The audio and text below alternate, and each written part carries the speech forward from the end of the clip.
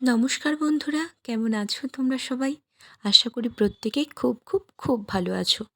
ভালো তো থাকতেই হবে, কারণ প্রতিটি আগামীকাল আমাদের জন্য অজানা।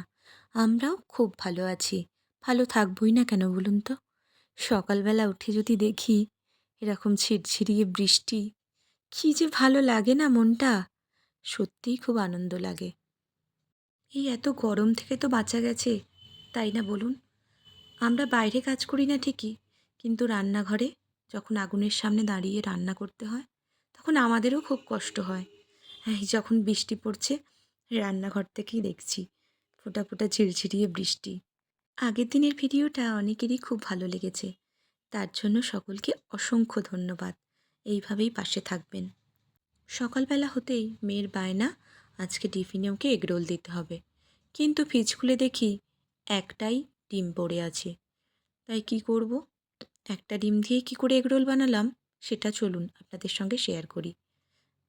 ডিমটাকে প্রথমে ফাটিয়ে নিয়েছি, নিয়ে তার মধ্যে দিয়ে দিয়েছি একটু নুন আর 2 চামচ আটা আর একটু দুধ দিয়ে ভালোভাবে গুলিয়ে নিয়েছি। কড়াইতে তেল গরম করে অল্প অল্প করে ডিমের গোলাটা দিয়ে দিলাম, কারণ দুটো এগরোল তৈরি করব।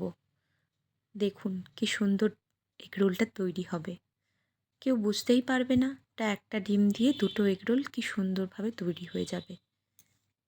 আমার মনে হয় গৃহিণীরা সব পারে, কারণ তাদের দ্বারাই সম্ভব কী করে সংসারকে গুছিয়ে রাখা যায়, তাই না বলুন?